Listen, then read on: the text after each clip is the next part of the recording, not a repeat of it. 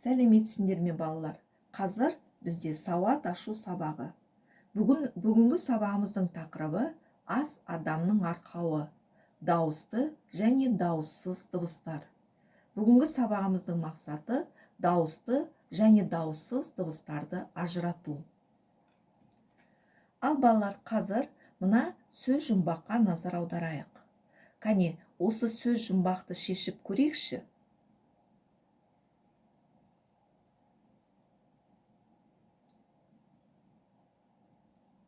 Жақсы. Бұл сөз жұмбақтың шешуі мақал болу керек. Жақсы балалар, аз адамның арқауы. Біздің өтіп жатқан бөлімшенің аты осылай аталады. Ал аз адамның арқауы деген мақал мәтелге жатады. Қазір келесі мақал мәтелдерді оқиық.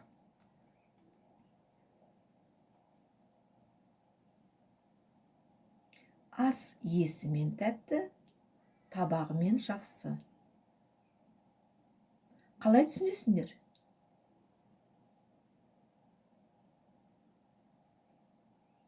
Келесі мақалды оқыңдар.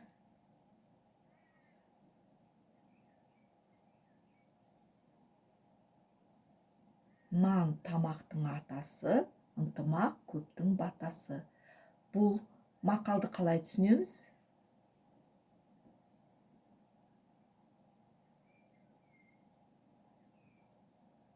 Балалар, бүгінгі біздің оқитын мәтіннің және суреттермен қазір жұмыс жасаймыз. Солар осы нан тақырыбына байланысты. Нан туралы біз не білеміз?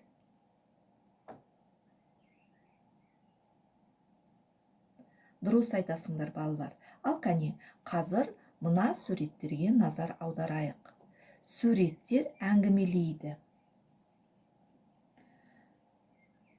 Суреттерге қарап, оларды ретімен қойып, әңгімелеп көрейік. Ең бірінші осы суреттерге мұқият қарап алыңдар. Сонан соң ретін сақтап, өмірде алған білімдеріңді қолданып, әңгімелеп беріңдер.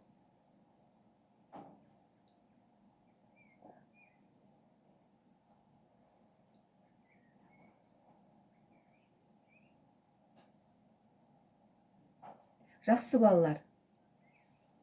Өте жақсы болды әңгімелерің. Ал енді балалар, мұқият мәтінді тыңдаймыз. Мәтінмен жұмыс жасаймыз. Ақ тоқаш деп аталады. Енді қазір сендер ең бірінші тыңдап, соның кейін осы мәтінді әрі қарай не болатынын өздерің болжап, мәтінді жалғастыру керексіңдер.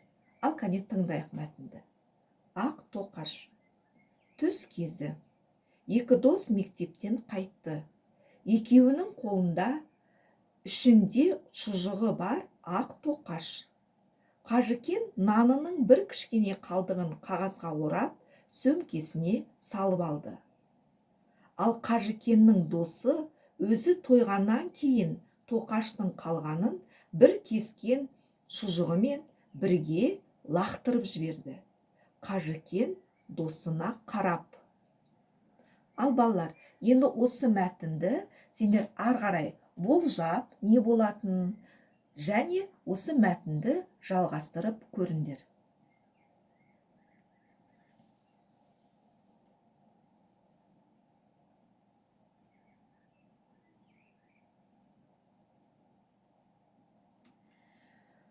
Ал енді дәптерімізге мына жазылған сөйлемді жазайық.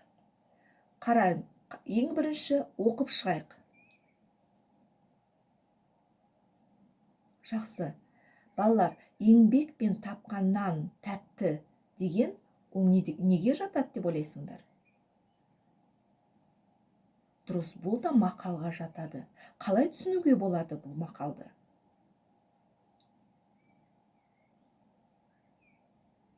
Енді балалар, осы мақалды дәптерлеріңе әдемі етіп, әріптерді дұрыс жазып, көшіріп алыңдар.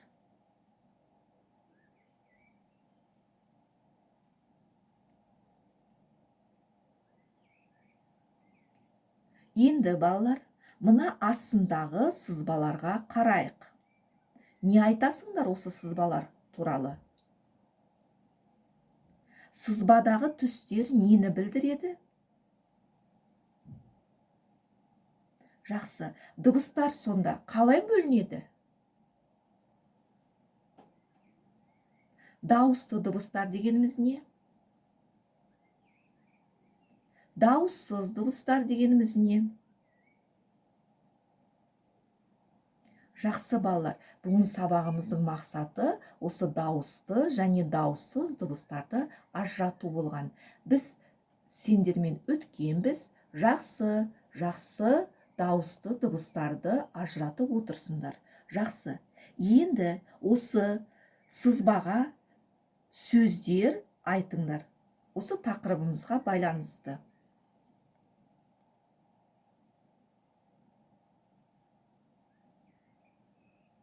Енді балалар, нан сөзіне дыбыстық талдау жасаңдаршы.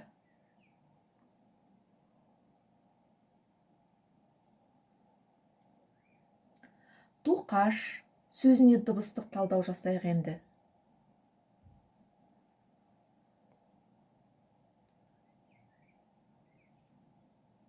Жақсы балалар, дыбыстық талдау жасадық, дауысты және дауыссыз дыбыстарды ажыраттық. Өте тамаша.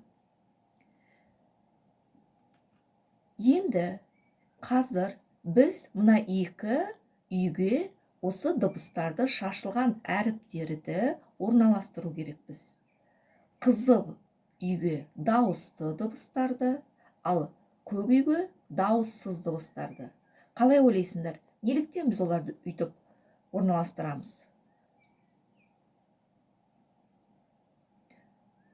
Жақсы, ал қане енді осы әріптерді үйлеріне орналастырып көрейік.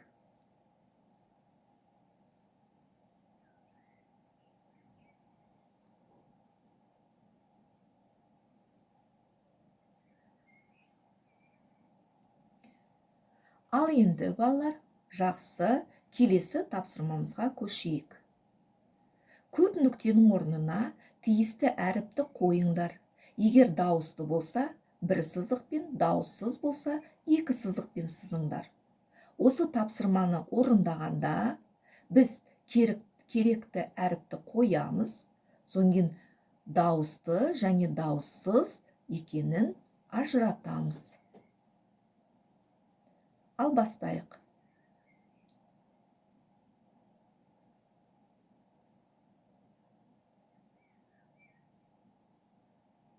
Ал жақсы балалар, енді тексерейік. Сонда бізде қандай сөздер шықты? Бидай, еңбек, трактор, наубайхана, астық, ұн, аспаз. Жақсы балалар, сонда сендер қандай әріптерді қойдыңдар? Олар қандай дыбыстарға жатады?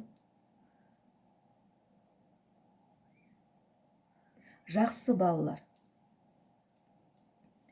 Бүгінгі сабағымыздың мақсатына жеттік деп ойлаймын. Өйткені сендер осы дауысты дыбыстарды ажыратып отырсыңдар. Дауыссыз дыбыстарды да жақсы ажыратып отырсыңдар. Ал енді балалар, қорытындылайық. Мына сұрақтарға жауап берейік. Әріп деген не? Дыбыс деген не? Дыбыстар қалай бөлінеді? Дауысты дыбыстарды қалай ажыратамыз? Дауыссыз дыбыс деген не? Дауысты дыбыстан басталатын сөздерге мысал келтіріңдер. Дауыссыз дыбыстардан басталатын сөздерге мысал келтіріңдер.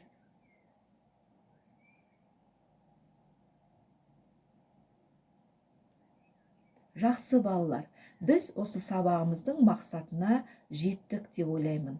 Ал енді үй тапсырмасын тыңдайық. 12-ші беттегі 4-ші жаттығуды орындайсыңдар. Бұл жаттығуда балалар, сендер берілген дыбыстарды 2 топқа бөлесіңдер. Біреуіне дауысты дыбыстарды жазасыңдар, екінші топқа дауыссыз дыбыстарды теріп жазасыңдар.